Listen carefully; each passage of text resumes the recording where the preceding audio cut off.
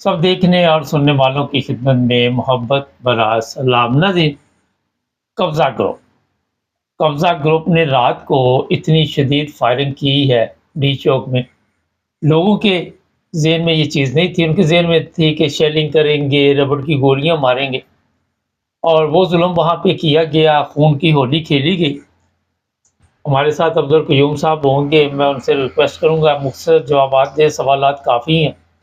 Sir, ये तो आपको पता है कि ये चोर दरवाज़े से लोग आए हुए हैं, रात को इन्होंने इतनी लाशें गिराई हैं कि एम्बुलेंस की जो कतारें लगी हुई थी, वहाँ से पता चल रहा था बेशुमार लोग ज़ख्मी हुए और फिर इनका कहना है कि ये मैदान छोड़ के भाग गए। अगर इस तरह किसी के ऊपर भी हमला हो, हमारी फ़ौज जो है उसके ऊपर जब हमला होता है बॉर्डर पे तो रोज़ाना लाशें गिरती हैं वहाँ पे दोनों तरफ से।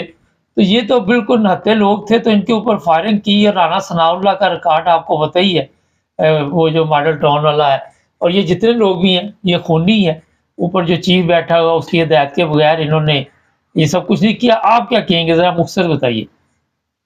मुबारक साहब, बात यह है कि जब आप ये देखें कि ये चूंकि जैसे आपने कहा, चूंकि ये गद्दार लोग हैं, आप इनको मोटी टर्म में लें। ये पाकिस्तान के गद्दार गठे हुए, इन्होंने पाकिस्तान की दौलत ऑलरेडी खाई हुई है। पाकिस्तान के अदारे इनके नीचे आ गए हैं, जजेस भी इनके नीचे आ गए हैं, फौज का सरबराह इनके साथ मिल गया है। क्योंकि फौज के सरबराह की जो अपॉइंटमेंट हुई थी वो इन्होंने की थी और गलत तरीके से की थी। तो अपनी अपनी नौकरी बचाने के लिए ये सारे लगे हुए हैं, लेकिन सबसे बड़ी जो टर्म है ये गद्दार है। अभी आप देखें, इन्होंने पूरे पाकिस्तान को बंद किया, यानी वहां से क्या कहते हैं सुई के नक्का जो होता है आगे कोना, वो भी गुजर नहीं सकता था। लेकिन मिलियंस लोग फिर भी पूरे पाकिस्तान से इस्लामाबाद, जो ये डी चौक बातें कर रहे थे, वहां गए। उन्होंने वहां पे डिमॉन्स्ट्रेशन की, वहां पे उन्होंने तकरीरें की। वो निहत्थे लोग थे, उनके पास ना तो मशीन गन्ने थी, ना उनके पास पुलिस थी, ना रेंजर थे, ना फौज थी। फिर भी उन लोगों ने एक मुजाहरा जो करके दिखाया, ये दुनिया की तारीख में ऐसा नहीं होता। मिलियन लोग, सब कुछ, पूरा पाकिस्तान बंद करने के बाद खरबों रुपए इन्होंने कर खर्च किए। 3 दिन में पाकिस्तान के खर्च किए, सड़कें बंद की, लोगों के बिजनेस बंद किए, लोगों ने ट्रक सारे उन्होंने जब्त कर लिए, जितनी ट्रांसपोर्ट थी हर चीज उन्होंने बंद की। खरबों रुपए नुकसान करके भी ये आप देखिए पीटीआई के लोग जो इस्लामाबाद पहुंचे, उनकी जुर्रत को देखें। उन लोगों ने जो मुजाहरा किया वो अपने लोग थे, हमारे पाकिस्तानी थे, हमारी माँ बहनें बच्चे थी या बच्चे थे, उनके ऊपर इन्होंने जो कल जुल्म किया, ये बहुत बड़े बड़े जुल्म किए हुए हैं। ये कातिल हैं, ये पाकिस्तान की दौलत खाए हुए हैं, इन्होंने सारी पाकिस्तान को पांव तले नचेड़ा हुआ है। तो इन्होंने कल जो किया, मुबारक साहब, एक क्वेश्चन है बहुत बड़ा, 9 मई को क्यों पुलिस, रेंजर्स, फौज नहीं निकली इस तरह जिस आज निकली थी रात को? ये क्वेश्चन है। आप देखिए 9 मई को किधर थे पुलिस, रेंजर्स, फौज? जब उनके ऊपर इल्जाम लगाया जाता है कि वो GSQ पहुंच गए, कोर कमांडर हाउस पहुंच गए, फला जगह पहुंच गए, तुम्हारे ये इदारे किधर थे उस वक्त? इसका मतलब है कि उन्होंने वेल प्लान तरीके से किया था, खुद किया था, और इनके ऊपर इल्जाम लगाना था ताकि किसी तरीके से इमरान ना आए। क्योंकि इमरान पाकिस्तान के लोगों की बात कर रहा है, इमरान जनाधारी की बात कर रहा है, इमरान इन बड़े बड़े गद्दारों को सजाएं दिलाने की बात कर रहा है। इमरान जो है उसने 1 रुपया पाकिस्तान का नहीं खाया, 2.5 लाख रुपए एक तरह लेके वज़ीर-ए-आज़म होके खाता था।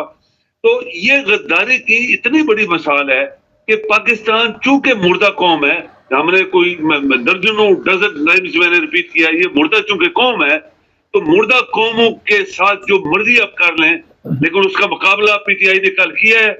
इसके तमाम टैटूज, ट्राई के टैटू जो होते हैं, इनके तमाम गद्दार जिनको पैसा दिया गया बकवास टीवी के ऊपर, और मुस्लिम लीग नून की गद्दार औरतें जो है 2-4 कहां से उठा के लेके आए थे, लोगों को पता है वो कौन औरतें हैं। उन्होंने जो बकवास किए कि राना सलाम का 10,000 बंदे आए थे। आप देखें मुबारक साहब, जहां तक नजर जाती थी सड़कों के ऊपर लोग थे, गाड़ियां। अच्छा सर, ये बताइए कि ये तो सबने देख लिया, जो सवाल है कि बड़ी तादाद में वहां पे लोगों की मौत वाकया हुई है, ऐसी तस्वीरें सामने आ रही हैं, लोग अपने प्यारों को उठा के लेके जा रहे और ऊपर से उनके ऊपर हंसी मजाक कर रहे हैं कि हाँ आप ठहरे क्यों नहीं, गोलियां खाते हैं अब यहाँ पे बैठ के, और ये भी झूठ बोला जा रहा है कि हमने कुछ नहीं किया।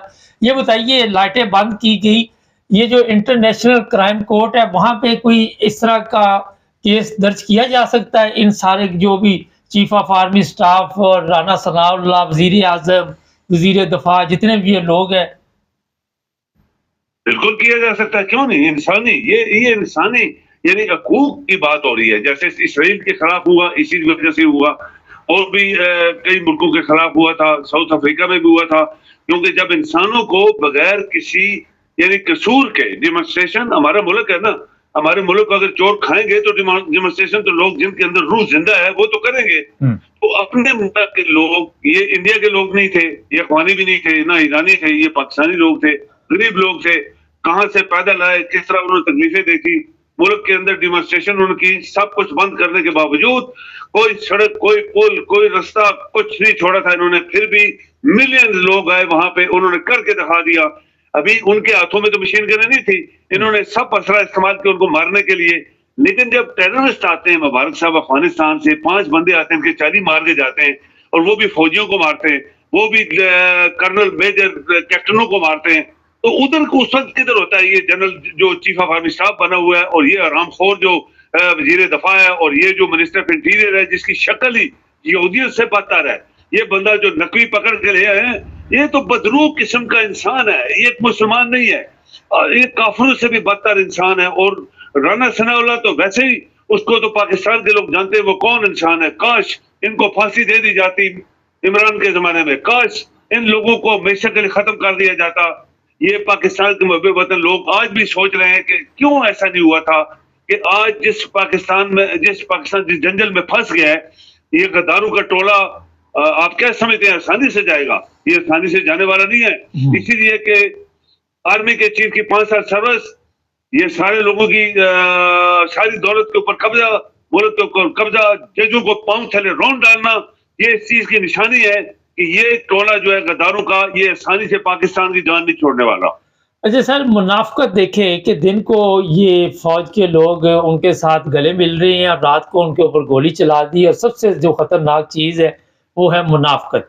और एक ऐसा खौफनाक वाक़या भी, एक बंदा कंटेनर पे नमाज़ पढ़ रहा है, चलो उसे आप गिरफ्तार कर ले, उसको रेंजर्स वालों ने ऊपर से नीचे फेंका, पता नहीं वो ज़िंदा है कि मर गया है। इसी तरह बेशुमार लोगों के ऊपर गोली चलाई, और जो लोग इनके मरे हैं वो इनके ट्रकों के नीचे आके खुद इन्होंने ये प्लान बनाया और खुद इनको कत्ल किया। अब ये बताइए कि मरियम कह रही जी बहुत शुक्रिया पंजाब वालों ने हमारा साथ तावन किया, पूरा लाहौर बंद किया और हर चीज़ बंद की हुई, तो ये तो झूठे और मकार लोग हैं। आप क्या समझते हैं कि पाकिस्तानी कौम इनसे आज़ाद हो सकती? मुझे नहीं लगता जब तक कोई दूसरा मुल्क पाकिस्तानी कौम की मदद नहीं करेगा। देखिए, मुबारक साहब, अर्ज ये है कि हमने बहुत दफा बात की है कि मरी कौम है, ये डेड कौम है, ये इसके दिमाग, जमीन सब आराम खोर हैं। ये वो मैं जो मक्के की मिसाल देता हूँ कि सारे मुशरक मुल्ला इधर आ गए, और सारे डाकू जो थे बगदाद के वो सारे इधर आ गए। अभी आपकी कौम जब मुर्दा है तो इतना बड़ा मुल्क उनके कब्जे में कैसे आ गया? जरदारी जैसा डाकू, और ये लौरिया डाकू, और ये बाकी इनके साथ एमक्यू वाले कातल, ये सारे, और ऊपर से आर्मी का चीफ जो एक मास्टर का लड़का था और उसको चीफ ऑफ आर्मी स्टाफ बना दिया गया। तो ये सब चीजें गठित जो हो गई हैं। 24 करोड़ लोग हैं मुबारक साहब, 24 करोड़। आप बांग्लादेश 16-17 करोड़ है। उन्होंने जो मुजाहरा किया वहां भी फौज, आपको पता है 1000 स्टूडेंट मारा गया था, 1000 उनकी फौज ने बंदा मारा था। जो बता रहे थे 100 है, 50 है, 60 है। तो लेटेस्ट जो फिगर थे वो कहते हैं जब चेक किए तो 1000 जवान लड़कों ने कुर्बानी दी मुबारक साहब। मुल्क के लिए कुर्बानी देनी पड़ती है, लेकिन ये जब बाहर से टेररिस्ट आते हैं तो ये किधर जाती है इनकी फौज? वो क्यों नहीं उधर क्यों नहीं जंगलों में ढूंढते और उधर सड़कों में ढूंढते और पुल बंद करते, ये सड़कें बंद करते, ये पैरे देते, इनको मार के, घसीट के, इनके नाक कान काट के वो बाहर फेंकते हैं, इनके गले। आपको याद होगा कि फ्रंटियर में ये जो जिसका नाम नया इन्होंने रखा है, ये वहां पे पूरे 200 बंदे इनकी फौज के उन्होंने गले काट के सड़कों पे फेंके थे। यही फौज थी पाकिस्तान की। ये हमारे पास में जाए, ये जहाज, ये जब पाकिस्तान के साथ गद्दारी करोगे तो तुम्हारा ये असर होगा। पाकिस्तान के जहाज अगर एक गद्दार की बेटी लेके, वो एयरफोर्स की जहाज लेके वो लंदन और पेरिस और दुबईयों में घूमती है, पाकिस्तान का जहाज, तो फिर इससे बड़ी गद्दारी क्या हो सकती है मुल्क के साथ? ये सारे गद्दार हैं, इनका टोला है। मुबारक साहब, कुर्बानी देनी पड़ेगी कौम को, इनको इनसे जान छुड़ाने के लिए। ये इनके पंजे हाथ सब आपकी गर्दनों पे हैं। और पाकिस्तानी कौम की फौज जो पाकिस्तान की प्रोटेक्शन के लिए बनाई गई है और खरबों डॉलर आज तक खर्च किए गए, वो क्यों खामोश है? ये उनका अभी उनका फर्ज है कि वो देखें कि पाकिस्तान गलत लोगों के हाथों में आ गया है। ये पाकिस्तान की मुसल्लह फौज का काम है कि इन लोगों को पकड़ें और वो अपनी मुहब्बे वतनी शो करें कि हम इस मुल्क के मुहाफ़िज़ से हम पाकिस्तान को बचाएंगे। आपकी पुलिस गद्दार हो गई है, आपके रेंजर्स उनके साथ मिल गए हैं, आपके जजेस आरामखोर उनके साथ मिल गए हैं, क्योंकि ये शुरू से आरामखोर है। तो फिर मुबारक साहब, जो आपने बात की, वो कहते हैं पहले तो घर की बात करें। आपकी 1 मिलियन फौज है, वो क्या कर रही है? वो क्यों नहीं देख रही कि ये सब कुछ गलत हो रहा है? बहुत शुक्रिया सर। जी मेहरबानी। नाज़रीन, इतना बड़ा जुल्म रात को हुआ है। रात समझे कि वहाँ पे एक क़यामत थी, और जो दर्द रखते हैं लोग, जिनके अंदर इंसानियत है, जिनमें कुछ ना कुछ खुदा का खौफ है, वो तो मदद करते रहे। वहाँ पे परेशानी की हालत में रात गुजरी बहुत से लोगों की। ऊपर से आके यहाँ पे बताना कि जनाब हम हर कदम उठा सकते हैं, फायरिंग भी कर सकते हैं, लोगों की लाशें भी गिरा सकते हैं, इनकी तरफ से पूरा पाकिस्तान मर जाए, इनको कोई फ़र्क नहीं पड़ता। वो पहले गरीब अवाम को वो समझते हैं कि ये ज़िंदा हैं। जो लोग समझते हैं वो भी बेवकूफ़ है। वो गरीब तो पहले ही मरा हुआ है। बहुत ही दर्दनाक इस तरह की इस वक्त मीडिया पे, सोशल मीडिया पे चल रही है। और मीडिया जो है उनका, उसको ख़रीदा हुआ है। उनके नसीब में नहीं कि कौम को सच बताएं।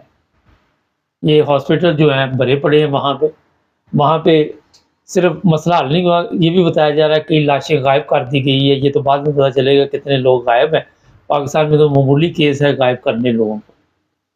तो बस आपको ये बता सकते हैं कि ये कब्ज़ा ग्रुप है, ये जाने वाला नहीं है आसानी के साथ। कोई दूसरा मुल्क मदद करे कभी, तो शायद उस तरह फिर जनाब हालात को तब्दील किया जा सकता है। चैनल को सब्सक्राइब कर लें, जुड़े रहें हमारे साथ।